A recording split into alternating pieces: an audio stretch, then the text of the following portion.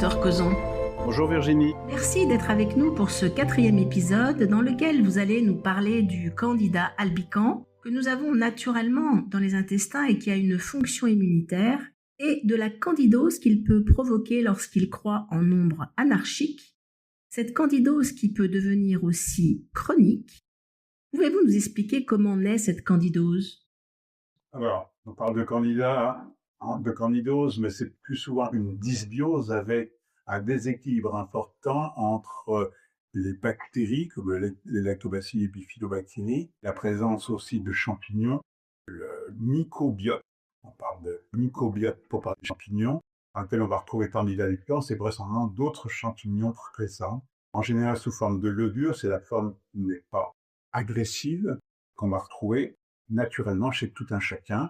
Dans des études, on a montré que ce qui pourrait être important de faire, c'est des charges en levure. Ça a été montré, j'en ai parlé déjà, sur les patients qui ont une maladie inflammatoire intestin, qui ont une charge très élevée en champignons Candida albicans, plus important que les gens qui vivent autour de ces patients-là. La charge est encore plus faible chez les sujets normaux, entre guillemets, sans maladie inflammatoire intestin. La dysbiose va traduire en fait ce déséquilibre et ça va se traduire par un certain nombre de symptômes que l'on va souvent rapporter au Candida albicans, mais qui peut être rapporté à d'autres champignons. Les personnes qui souffrent d'une hypersensibilité accrue aux odeurs, au bruit, à la lumière, au changement de temps, une hypersensibilité aussi électromagnétique ou des troubles obsessionnels du comportement, des TOC, un manque de concentration, de mémoire, un brouillard mental. Dans ce cas, faut-il incriminer le Candida albicans ou d'autres champignons? Le Candida albicans, peut-être pas, mais une dysbiose, un déséquilibre, oui, je pense assez souvent. Plusieurs exemples de patients qui étaient venus me voir pour une sensibilité anormale aux ondes électromagnétiques, par exemple, ou qui décrivaient aussi une sensibilité au bruit, à la lumière, et qui, lorsqu'on améliore leur dysbiose, voient ces réactivités anormales s'estomper, voire diminuer complètement. Quand vous parlez, docteur, d'améliorer la dysbiose, C'est quelque chose de compliqué. La dysbiose, on va essayer de rétablir l'équilibre normal. Il faut savoir que l'on a à peu près 100 000 millions de bactéries dans l'intestin, avec en gros entre 500 et 200 espèces différentes. Et ça représente un génome, un microbiome de l'ordre de 100 à 150 fois le génome humain. On est à 90% un tas de bactéries avant d'être un tas de cellules humaines. Et avec des possibilités de production de différentes protéines plus importantes que notre propre génome. Ces bactéries, ces levures, parce qu'il y a donc un microbiote, il y a un microbiote et même un virobiote, virus présent naturellement dans nos cellules, des bactériophages. Donc tout cet ensemble est un organisme, on parle même d'organisme de l'intestin, et qui va vivre, je veux dire, en équilibre, normalement, comme une forêt primaire amazonienne, avec des bons et des moins bons qui sont présents. Si on veut que ça survive, il faut que l'équilibre soit correct.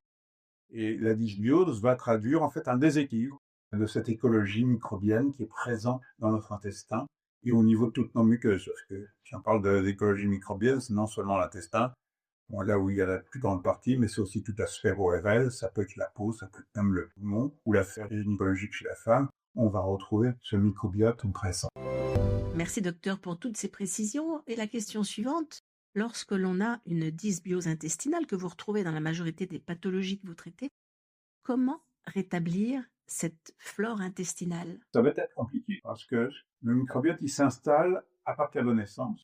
Au moment de la naissance, on prend en fait le microbiote gynécologique de notre mère et dans les 2 premières années de notre vie, ce microbiote initial va être amélioré par tout ce que l'on croise comme bactéries qui veulent bien s'implanter, le lait maternel, dans lequel il y a aussi la lactobacille. Donc tout ça va donner un équilibre écologique normalement et à peu près maximum vers l'âge de 2-3 ans. Donc si la maman au moment de l'accouchement a une flore intestinale déséquilibrée, accouchement par voie naturelle bien sûr, l'enfant qu'elle va mettre au monde va hériter de cette même flore intestinale? Et qu'en est-il pour les enfants qui naissent par césarienne? peut naître avec une flore déséquilibrée. On sait par exemple que les patients nés par césarienne vont pas avoir la même flore initiale et sont plus susceptibles d'avoir une obésité à l'âge adulte. Pourquoi obésité? Parce que la flore est responsable en grande partie de l'obésité. Lorsqu'on transfère une flore intestinale d'une souris obèse sur une souris maigre, on transforme la souris maigre en souris obèse. Lorsqu'on prend une flore intestinale d'un sujet obèse, qu'on la met sur une souris qui normalement n'est pas obèse, elle devient obèse. Donc cette flore qui est maximale en termes de répertoire à l'âge de 3 ans ne va faire que se rétrécir tout au long de notre vie. Et lorsqu'on va perdre certaines bactéries, on ne les récupérera jamais. Docteur, comment peut-on améliorer une dysbiose si on ne peut pas récupérer ces bonnes bactéries qui sont essentielles à un bon équilibre de la flore intestinale? Ça va être un équilibre entre les différentes populations. C'est un écosystème. Donc, le principe, c'est qu'on va essayer de renforcer les bonnes bactéries qui sont encore présentes pour leur permettre d'avoir le pouvoir et pas laisser le pouvoir aux méchants, comme les candidats éventuellement, et qui vont interagir. Les champignons, comme les levures, vont fabriquer des antibiotiques pour tuer les bactéries, et les bactéries vont fabriquer aussi des substances qui sont antifongiques pour tuer les champignons. C'est la guerre permanente entre les différentes populations, et donc c'est un écosystème qui est normalement équilibre et qui va se déséquilibrer en fonction de l'alimentation, en fonction donc des antibiotiques que l'on peut prendre, du cycle hormonal chez la femme, du stress. Donc comment rétablir un peu un équilibre? Il va falloir jouer sur ces différents éléments dont on vient de parler. Donc sur l'alimentation, il va falloir essayer d'éviter de nourrir les levures. Les levures, elles se nourrissent essentiellement d'hydrates de carbone, c'est-à-dire un sucre, donc qui ont un goût de sucre. Tout ce qui a un goût de sucre, glucose, saccharose, tout ça nourrit tous les hydrates de carbone de la farine de blé. Prenez de la farine de blé, rajoutez de l'eau, vous allez très facilement avoir du levain, des lobules qui vont se développer pour pouvoir faire du levain. Prenez de la farine de seigle, qui est une autre farine et qui est beaucoup moins apte en fait à développer des levures. C'est beaucoup plus difficile d'avoir du levain de seigle que du levain de blé. Donc, évitez donc tout ce qui apporte du sucre et tout ce qui apporte du blé. Alors le blé, c'est le froment, mais c'est aussi le camus et les pois. Il faut éviter donc la règle des catés, pas pizza, pâtisserie, et puis donc tout ce qui est couscous, boulgour, tout ce qui va être à base de blé. Par contre, tout ce qui n'est pas du blé, en général, peut être utilisé sans trop de problème. Pas un régime comme dans la maladie cœliaque sans le gluten, c'est-à-dire qu'on peut le prendre souvent de l'orge, de l'avoine, du seigle. Donc il faut éliminer tous les sucres sauf le miel, à condition de ne pas le faire cuire, parce que dans du miel, il y a un antifongique naturel. Vous pouvez garder du miel à température ambiante pendant des années, il n'y aura jamais de levure dedans si c'est du bon miel. Attention, on prend du miel frelaté. Il y a vraisemblablement aussi la stevia, qui est une plante sud-américaine qui a un pouvoir sucrant très important, 300 fois le pouvoir sucrant du sucre habituel. Alors, prenons de la stevia pure. Et c'est de la feuille de stevia. Oui, la feuille de stevia. La stevia pure ne cause pas de problème. Il faut y aller avec modération parce que ça peut avoir un goût un peu de réglisse. Et surtout, il faut en mettre très peu. C'est avec la pointe du couteau. Normalement, il faudra en mettre 300 fois moins. Tous les autres compléments, aspartame et glutamate, au contraire, sont à éviter. Le glutamate va agir sur des récepteurs au glutamate, qui sont des récepteurs qui favorisent les douleurs et l'appétit. Puis, il faut éviter d'apporter des levures vivantes. On a évité de les nourrir, mais il faut éviter aussi de se réensemencer. Tout ce qui va apporter des levures vivantes, c'est tous les fruits et les légumes qui sont abîmés. Dès qu'un fruit est trop mûr, qui commence à pourrir, c'est qu'il a des levures. En fait, un fruit bien sain, il a encore des antifongiques, c'est pour ça qu'il ne pourrit pas dans la nature.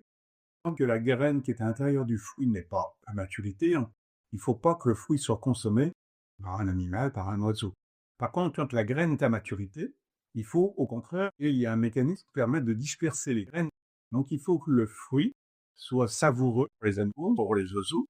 Et donc le fruit qui était en général amer quand il n'est pas mûr va devenir sucré. Et il va perdre progressivement cet acteur antifongique qui lui permettait de résister. Et donc le fruit qui va être savoureux va être consommé par des animaux, par des oiseaux, par des arbres.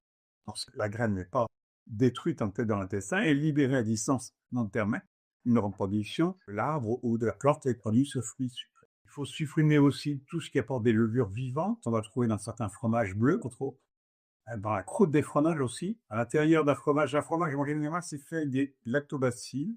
Donc à l'intérieur, tant que le fromage n'a pas été travaillé pendant un certain temps, tant qu'il y a à nourrir pour les lactobacilles qui vont garder le pouvoir. Au bout d'un certain temps, on peut assimiler dans le fromage des levures, c'est comme ça qu'on fait les différents bleus, ou en surface, il ne va plus y avoir suffisamment de lactose pour nourrir les lactobacilles, et le fromage qui était blanc va faire une croûte de fromage, et on va retrouver des levures.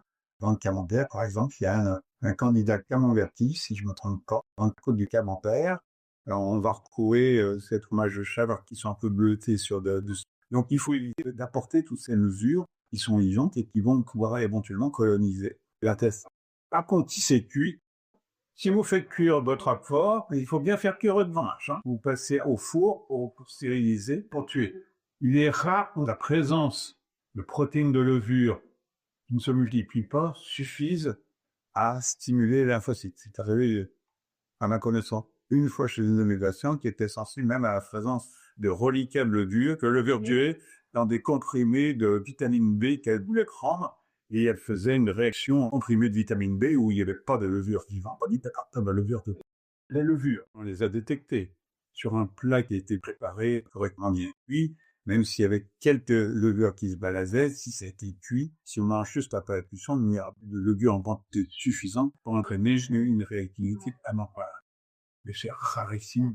Il faut se méfier aussi, c'est tout ce qui était conservation au frigidaire, par exemple, parce que dès que ça a été en contact avec de l'air ambiant, il y a des levures présentes dans l'atmosphère et qui vont pouvoir contaminer le produit que vous avez mis dans une boîte fermée dans votre frigidaire. Si vous la laissez 15 jours, vous allez voir que des champignons vont pousser dessus. Congelez tout de suite, parce que la congélation va bloquer la multiplication des levures. Le frigidaire ne va que faire que les ralentir. J'ai une petite astuce quand je prépare un plat et que je sais que je vais le consommer dans les 2-3 jours pour éviter de le congeler. Je rajoute des extraits de pépins de pamplemousse. Voilà, les quelques gouttes d'extrait de pépins de pamplemousse. Les fruits qui sont cuits. Les fruits cuits, non. Les fruits cuits, en fait, n'ont plus d'antifongiques. Il faut prendre un fruit, normalement, cru, bien sain, parce qu'il y a des antifongiques. Il y a du fructose, mais il y a antifongique. Donc, vous ne pourrez pas... Et quand vous allez faire cuire votre pomme pour en faire une compote, malheureusement, les antifongiques vont disparaître. Et votre compote, si vous la conservez, elle n'a pas été stérilisée, elle va y avoir de champignons très rapidement. Donc, on peut ralentir un petit peu cette prolifération avec des antifongiques naturels pour avoir cet antifongique qui est présent et qui a disparu à l'heure de la cuisson. Il vaut bien mieux prendre des fruits crus. Attention à des charcuteries qui ont été préparées en dehors d'une cuisson. Un pâté bien cuit, normalement, il vient d'être cuit, pas de problème. Par contre, tout ce qui a été conservé, même dans du sel ou des saucissons, du jambon, il faut s'en méfier. Ils rajoutaient même, dans certains cas, les saucisses de Strasbourg, par exemple, avec des levures pour la conservation. Par contre, si c'est bien cuit, avec une bonne choucroute bien cuite, normalement, il ne doit plus y avoir de levure dedans, ça met juste après la cuisson. Jambon cru, attention, jambon blanc, il faut faire recuire. Pour faire recuire, il faut passer à la poêle, pour tuer éventuellement les levures qui sont présentes, même s'il est sous blister, ça ne veut pas dire qu'il n'y a pas de levure. Par contre, si c'est avec des lactobacilles, c'est conservation avec du sel, on met une couche de légumes, une couche de sel, une couche de légumes, une couche de sel, absence d'air aussi. Pendant 3 semaines, ça va permettre effectivement d'avoir une conservation par lactofermentation qui est riche en lactobacilles naturels. Il ne faut pas des légumes, il faut des légumes donc tout bio. Et des patients qui n'avaient pas été améliorés par des probiotiques du commerce ont été améliorés par ces probiotiques qui sont présents dans ces lactofermentations. Donc, ne pas nourrir, ne pas apporter de levure vivante, et puis éventuellement utiliser des antifongiques naturels que je donne à cet assaisonnement. Donc, tous les légumes bien crus, bien sains, sont des antifongiques. Les gens vont dire, mais je ne supporte pas la salade crue ou les légumes crus. C'est normal parce qu'ils font une réaction d'Alzheimer avec ces légumes parce que les antifongiques qui sont présents dans ces légumes crus, ils vont tuer leur levure. Et si on n'a pas trop d'antifongiques à la fois au début, ça va augmenter les symptômes en libérant beaucoup d'antigènes de levure au début. Donc, les légumes crus, oui, mais progressivement. Et après, au contraire, ce sera un bon moyen d'entretenir un bon équilibre. Alors, c'est simple. Alors, un bon exemple, c'est la carotte. La carotte qui est bien sel, elle ne pourrit pas, elle est dans l'interne, elle ne pourrit pas parce qu'elle a un antifongique. Par contre, quand elle est cuite, elle n'a plus d'antifongique, elle ne va pas se conserver longtemps même au frigidaire. Et en plus, elle a un indice glycémique très élevé une fois cuite. Alors qu'elle a un indice glycémique qui est faible quand elle est crue. Donc, oui, les légumes, il faut plutôt les manger crus que cuits quand ils sont consommables. Pas manger de la pomme de terre crue parce que, effectivement, c'est toxique. Si on mange certains légumes qui ne sont pas cuits parce que il y a trop d'antifongiques, comme dans la tomate verte, qui n'est pas mûre, parce que l'antifongique qui est naturel va effectivement disparaître au moment où la tomate, quand la graine est mûre, en fait, la tomate va rougir, va faire ses antifongiques naturels. Puis il y a le lactose aussi. Alors le lactose est un sucre, donc pour nourrir effectivement des levures, qu'on va trouver dans le lait. Normalement, tous les produits qui ont été lactofermentés, donc tous les fromages, il n'y a plus de lactose après une fermentation dans des lactobacilles. Donc c'est un moyen de conservation. Normalement, sauf intolérance aux protéines de l'époque, qui sont assez rares, les vraies intolérances au lactose sont plus fréquentes, parce qu'à partir de 25 ans, on n'a plus assez de lactase qui permettent de transformer en fait le lactose en glucose et en galactose. Il y a des choses, donc le kéfir de lait, je m'en méfie maintenant, parce que dans le kéfir, il y a des lactobacilles, mais il y a aussi du Candida kéfir, qui est un champignon, qui est un cousin du Candida albicans, et qui peut entraîner des réactivités croisées. Et donc, le kéfir que j'aurais conseillé il y a 25 ans, je suis revenu sur cette position-là, parce que c'est passé un peu boum, on dit qu'il y a des climats que l'avait pas, et l'explication en est vulgaire quand même des champignons dans ces préparations. Parmi les tout nouveaux probiotiques, il y en a un qui s'appelle Psychobiotique, que l'on trouve chez plusieurs labos et qui est en fait destiné aux personnes qui vivent une situation de stress régulier avec beaucoup d'anxiété, des troubles de l'humeur, bien sûr, des troubles du sommeil, des troubles de l'attention, de la mémoire. Les gens qui le prennent ressentent vraiment une diminution du stress et une amélioration, et ça a vraiment l'air de marcher. Pourquoi, docteur, ces probiotiques sont-ils aussi efficaces? Alors, les bactéries intestinales fabriquent en particulier de la sérotonine. C'est le premier producteur de sérotonine. Le microbiote participe à l'équilibre psychique par la production de sérotonine. On a un microbiote en mauvaise santé, la dopamine et la sérotonine, elles faiblissent forcément. Oui. Donc, en rétablissant un équilibre, vous favorisez effectivement un rééquilibrage aussi. Donc rééquilibrer, c'est aussi se complémenter. Oui, c'est ce que oui. Il est vraisemblable que de plus en plus, les psychiatres vont traiter aussi l'intestin des patients parce que, bon, que ce soit dans la dépression ou même dans certaines psychoses, il y a vraisemblablement une composante digestive importante qu'on négligeait jusqu'à présent parce que c'est pas noble. Enfin, au cerveau, le cerveau c'est très noble, l'intestin c'est pas noble. Après, ça va dépendre aussi comment ces bactéries vont s'implanter, entre guillemets, temporairement chez les patients ou pas. Docteur, on va revenir aux levures puisqu'on n'a pas parlé des fruits secs, raisins secs, dattes, abricots. Les fruits secs, ah oui, j'ai raison. Alors les fruits secs, tous ceux qui sont séchés au soleil, malheureusement, que dans des levures, tout ce qui est raisins secs, dattes, abricots, peut avoir des levures. Les fruits qui sont séchés normalement dans des fours, comme les pruneaux du sud-ouest, normalement, n'ont pas de levure, tant que le sac est bien hermétique. Après ouverture du sac, on a d'ailleurs des sachets de pruneaux qui sont encore assez mous, qui se conservent bien, mais après ouverture, il faut penser à l'ouverture, on en prend quelques-uns et on met le reste au congélateur. On va les décongeler au fur et à mesure, la sonnerie est pleine. Lors des consultations et dans vos règles hygiéno-diététiques, vous déconseillez le raisin, le melon et la pastèque. Alors, melon et pastèque sont souvent ancrés par terre, ils sont bien mûrs quand ils sont bons, ils sont souvent pleins de levure, à éviter.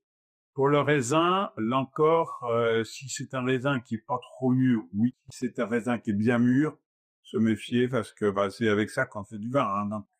Toujours pour les levures. Les cornichons, ils sont conservés dans le vinaigre.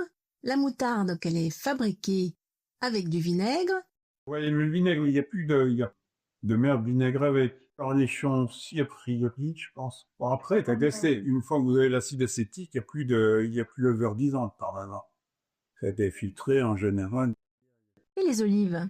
En olive, il y a des antifongiques naturels très importants. C'est un bon antifongique. Soit l'huile d'olive, soit même les feuilles d'olivier sont des très bons antifongiques. Et pour le beurre, que vous ne déconseillez pas puisqu'il est appauvri en lactose, mais par contre c'est par rapport aux levures. Le beurre, des petites plaquettes individuelles, oui. Dans les Lascara. Moi, ça m'est arrivé d'avoir oublié une plaquette de beurre frigidaire et de revenir 15 jours après, il y a des champignons qui étaient dessus. Alors qu'on avait dû s'en servir pour deux. Donc, dès que c'est ouvert, dès que c'est à l'air, il y a des levures, des spores de levure qui traînent, ils vont contaminer. Docteur, une autre question qui revient souvent. Lorsque l'on fait un pique-nique, comment ça se passe dans ce cas-là? Comment s'organiser pour que les levures ne se développent pas? Si vous avez bien préparé et qu'au moment où c'était encore chaud, vous l'avez mis dans un récipient qui est bien fermé, ça va garder une certaine stérilité. Il faut du temps pour que ça se multiplie, hein. Donc, si ça va et qu'après vous le mettez au frais dans votre glacière, bon, on peut considérer que 2 à 3 heures, dans des conditions correctes, si on a pas mis les mains dedans, on n'aura pas trop de levures qui vont avoir poussé. Mais encore, chacun va faire son expérience, hein. Et quelqu'un qui doit préparer son repas pour le lendemain, il va être obligé de le préparer la veille? C'est compliqué. J'allais dire, ils vont presque mieux préparer plusieurs portions et les mettre au congélateur, en partir le matin avec son repas qui est encore congelé, à peine décongelé pendant la matinée si vous le gardez au frigidaire, et de passer au micro-ondes au moment du repas où on va avoir à la fois la décongélation et le réchauffement sans qu'il n'y ait eu une prolifération importante de levure. Si la préparation, je dis pas la préparation est bien, entre guillemets, stérile et mise dans une boîte, c'est comme la confiture. La confiture, vous mettez, donc quand elle est bouillante, vous mettez dans votre pot, vous retournez votre pot. Si c'est bien fait, un an après, il n'y a pas de moisissure, mais puis dans cette matière, vous avez un peu de moisissure qui a poussé quand même dedans. Mais la confiture, vous ne la conseillez pas, n'est-ce pas? Non, malheureusement, là aussi, il y a du sucre et du fructose. C'est tout ce qu'il faut pour nourrir le levure. D'ailleurs, conserver une confiture en dehors du frigidaire, après ouverture, il y a des champignons qui poussent. Parce que c'est un très bon nutriment pour les levures. Ça, de la rosée, là aussi, et des escatèques en plus. Alors, on parlait, docteur, tout à l'heure du microbiome. Aujourd'hui, on sait que ce microbiome est reconnu comme être un organe, puisqu'on fait des transplantations fécales. De plus en plus de transplantations fécales se font. Qu'en pensez-vous, docteur? C'est très intéressant comme idée. En fait, dans la thyromiélie et facticromie, il n'y a pas eu d'essais qui ont montré un résultat probant. Ça n'a d'intérêt pour l'instant de prouver que dans les colites hémorragiques, à cause de difficile, qui est une bestiole résistante à beaucoup d'antibiotiques, qui survient souvent chez la personne âgée après un tel antibiotique, pour lequel, comme il n'y a plus d'antibiotiques, chez la personne âgée, c'est une mortalité importante qui est de l'ordre de 80, 70 et 90%. Et quand ils ont fait l'essai de transplantation fécale, ils ont fait une première analyse à mi-parcours l'essai, c'était déjà significatif, ils ont donc arrêté pour pas donner de risque aux patients qui avaient eu du placebo par la suite. Donc ça marche très très bien. Et à ce moment-là, on a à peu près 80% de survie. Sur cette indication, aucun problème. Par contre, sur les autres indications, pour l'instant, il n'y a eu aucune étude randomisée, à ma connaissance, justifier cette utilisation, même dans les maladies inflammatoires intestin, telles que colite hémorragique ou maladie de Crohn, n'a pas été démontré de manière scientifique l'efficacité de ce traitement. Dans d'autres traitements, il y a eu un cas qui a été rapporté d'un patient qui avait été soigné pour Parkinson, et 6 mois après, avec la greffe de forfaitate, il avait sauvé sa colite hémorragique, il n'avait plus de signes de sa maladie de Parkinson. Un autre cas qui a été rapporté d'une femme qui a été sauvée par la forme intestinale de sa fille, la fille était en surpoids, et la mère qui n'avait pas de poids devenue obèse. C'est là la question. Est-ce que on peut trouver dans la population un microbiome en bonne santé? Ça sera très difficile. Pour l'instant, pour moi, il n'y a pas d'indication d'utilisation de greffe de flore fécale en dehors des colites hémorragiques à Clostridium difficile. Les autres indications, c'est encore de la recherche. Ça sera très difficile puisque on n'est pas deux humains à avoir le même microbiome. Même les jumeaux, les vrais jumeaux homozygotes n'ont que 80% d'homologie. Donc on aura beaucoup de difficultés à greffer une flore qui va rester. Parce que le plus souvent, quand on fait une greffe de flore comme ça, même si on nettoie, la flore indigène du patient revient au bout de quelques mois. Elle reprend le dessus. C'est son terrain, oui. Voilà, donc son terrain, c'est le thème immunitaire du sujet. Donc, sur des maladies ou lonco comme ça, je ne suis pas du tout persuadé que les greffes de flore fécale seront intéressantes. Sauf si on a la possibilité un jour de conserver nos flores quand on était enfant, mettre au congélateur pour utiliser 50 ans plus tard notre flore de mutant qu'on aurait conservé, qui a beaucoup plus de chances de bien s'implanter dans notre intestin et peut-être effectivement d'arriver à nous guérir de certaines pathologies. Je vais revenir sur les hydrates de carbone contenus dans le blé que vous déconseillez, car j'ai une question à ce sujet. La plupart du temps, pour remplacer le pain et les pâtes, on a tendance à consommer des galettes de riz, des galettes de maïs par commodité, ou des pâtes sans gluten, qui sont faites elles aussi à base de farine de riz et farine de maïs pour les moins onéreuses. Ces farines utilisées ont un indice glycémique élevé. La question que je voulais vous poser, la surconsommation de ces produits, on va dire de substitution, peut-elle déclencher un diabète de type 2? Si on ne prend pas de poids, normalement, il n'y a pas de risque. Après, il y a un risque si effectivement on se met à consommer de manière importante ces produits qui sont des farines, qui sont quand même des hydrates de carbone, mais qui favorisent moins les levures. Après, tout va dépendre. Il vaut mieux prendre un riz complet.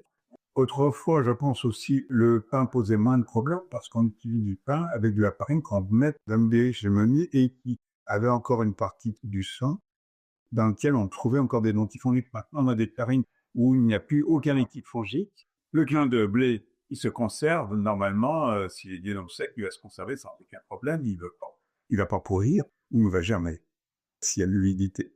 Par contre, la farine, si vous rajoutez de l'eau, ça va fermenter, ça fait du levain. Le blé, à la limite, vous pourriez l'utiliser si vous faites germer. Parce que les hydrates de carbone ont disparu en grande partie. Le problème, c'est qu'effectivement, faire une alimentation sans sucre et sans farine de blé, c'est souvent plus cher. Il faut éviter, par contre, tout ce qui est alimentaire, et dans lequel on rajoute souvent du sucre. Se méfier beaucoup des produits sans gluten parce qu'ils sont très souvent très sucrés. Ou ils ont du glutamate, du aspartame, qui sont aussi des produits qui vont d'une part donner un goût de sucre et de mettre des endives de sucre, et qui sont, comme je vous l'ai dit tout à l'heure, qui peuvent augmenter l'apathie et les... Donc, dans l'ensemble, vous conseillez une alimentation saine, Oui, plutôt type méditerranéen, si possible bio, pas nécessairement de saison. de saison, mais sûrement. Et alors, peut-être se méfier de tous les légumes qui ont des FODMAS. Ouais. Donc, qui sont en fait des plutôt oligosaccharides, qui ne sont pas digérés par l'intestin grêle, et quand ils vont arriver dans le pot d'intestin, vont donner ce qu'on dit dysbiose de fermentation, des ballonnements, beaucoup de gaz, parce qu'ils ne sont pas digérés. On peut en partie supprimer ces FODMAPs, je trouvais par exemple dans tous les crucifères, dans des lentilles, des pois chiches, tout ça, on donne toujours beaucoup de gaz, en blanchissant les aliments. C'est-à-dire que là, on va les faire cuire dans l'eau bouillante, et au bout de 3 à 5 minutes d'ébullition, on jette l'eau bouillante, l'eau qui a servi, on remet de l'eau et on se débarrasse d'une bonne partie de ces fosses, de ces fruits oligosaccharides, et avec donc des aliments qui seront plus digestes et qui entraîneront moins de fermentation. Mais il faut se méfier, par exemple, des prébiotiques qui sont rajoutés parfois dans le probiotique, parce que ces prébiotiques, justement, vont donner une digeste de fermentation.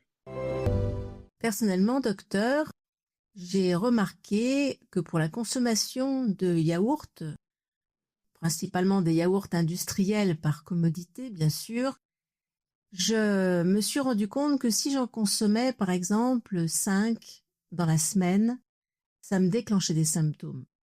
Si je n'en consomme que 3, ça ne me déclenche pas de symptômes. Comment expliquer cela?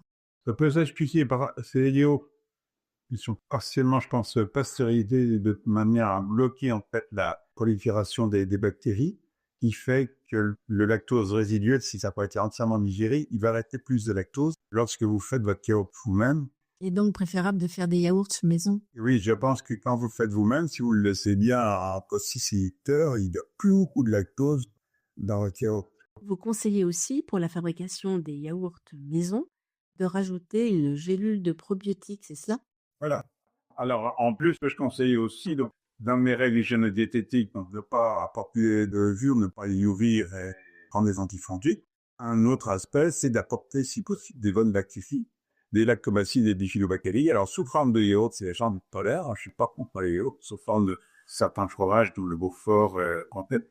Et puis, sous forme de compléments alimentaires, en sachant qu'il faut chercher plusieurs marques avant de trouver celle qui est efficace pour vous. C'est bien que vous en parliez, parce que comme j'étais en crise de candidose, j'ai voulu trouver un autre probiotique et j'en ai trouvé un en pharmacie qui a 1, 2, 3, 4, 5, 6, 7, 8 souches.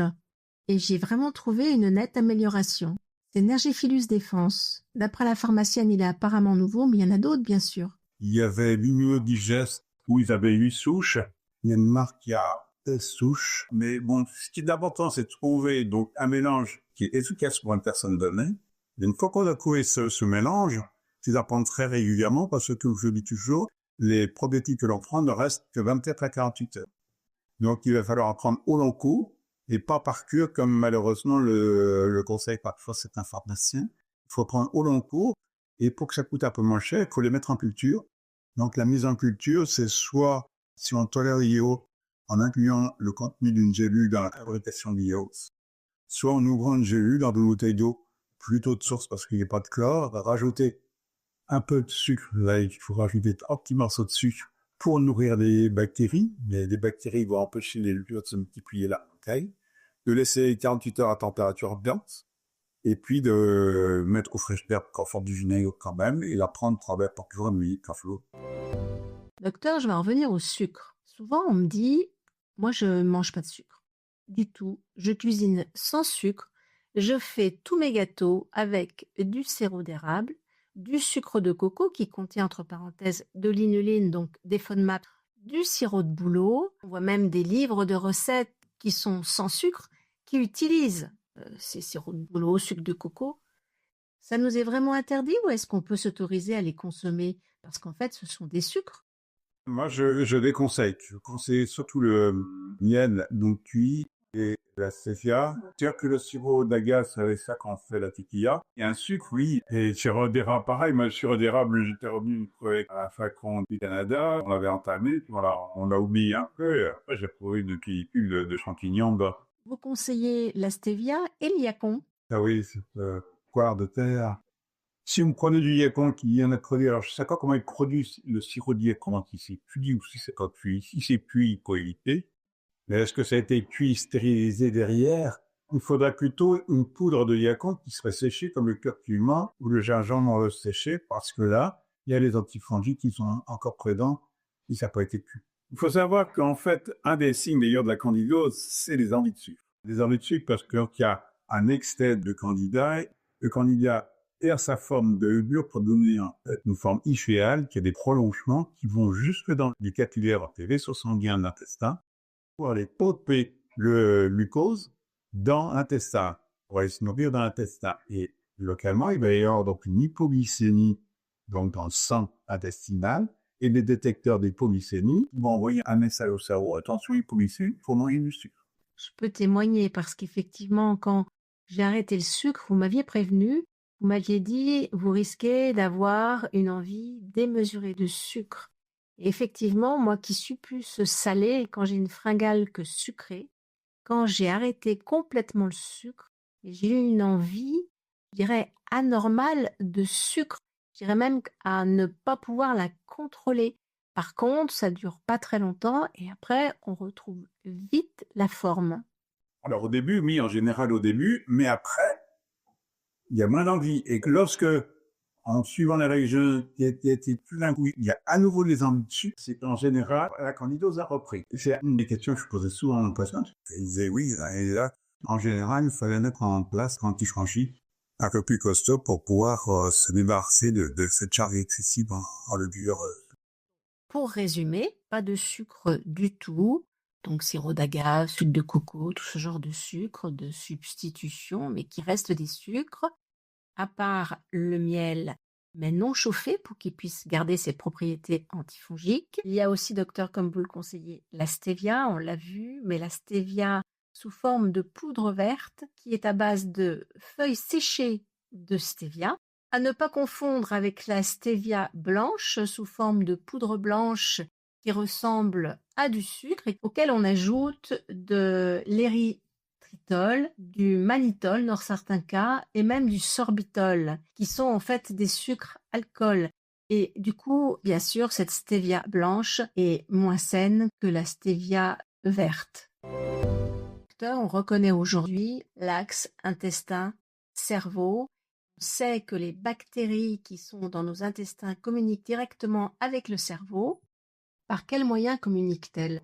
Oui, alors, par différents moyens, vraisemblablement peut-être par le NAPAX, vraisemblablement. Il y a des gens qui font la stimulation du nerf vague, qui semble améliorer certains patients comme le douleur.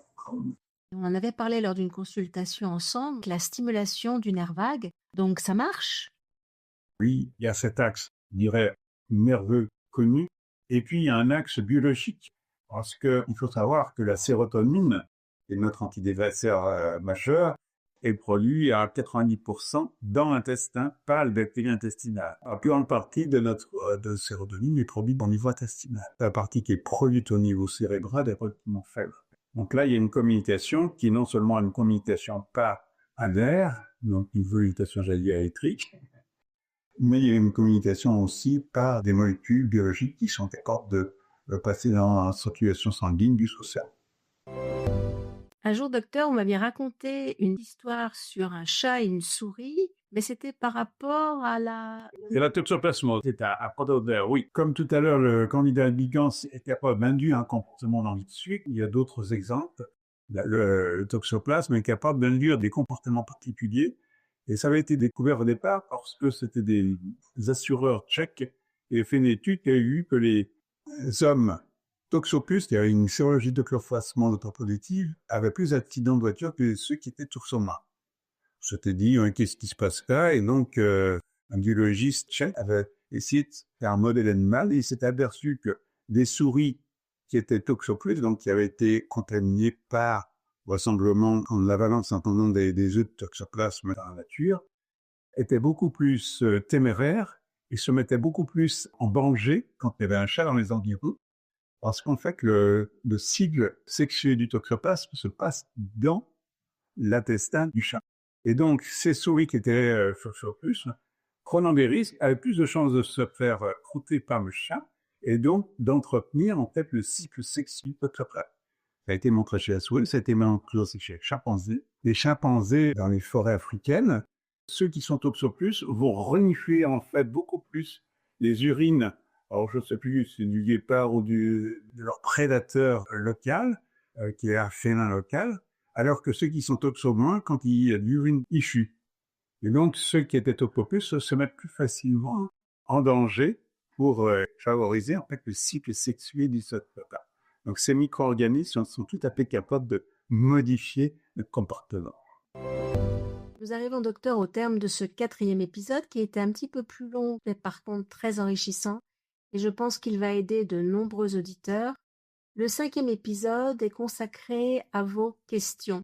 J'en ai reçu déjà pas mal, mais si à la suite de l'écoute de ces différents épisodes de ce podcast santé, si vous avez des questions à poser au docteur Cauzon, vous pouvez encore le faire. Il suffit de m'envoyer un mail à latable.dossiersanté@gmail.com.